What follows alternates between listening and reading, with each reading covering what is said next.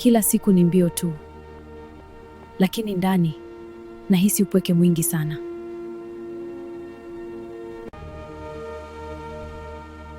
Kwa nini nahisi hivi kila siku? Mbona ninafanya kila kitu sawa, lakini bado kuna pengo ndani yangu?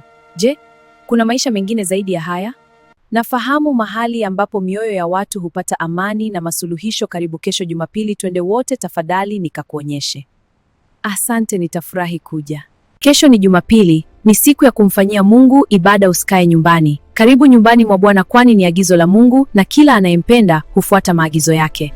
Kumbukumbu la Torati sura ya 12 mstari wa 5 inasema, lakini mahali atakapochagua Bwana Mungu wenu katika kabila zenu zote apaweke jina lake, maana ni makao yake, elekezeni nyuso zenu hapo, nawe uende huko.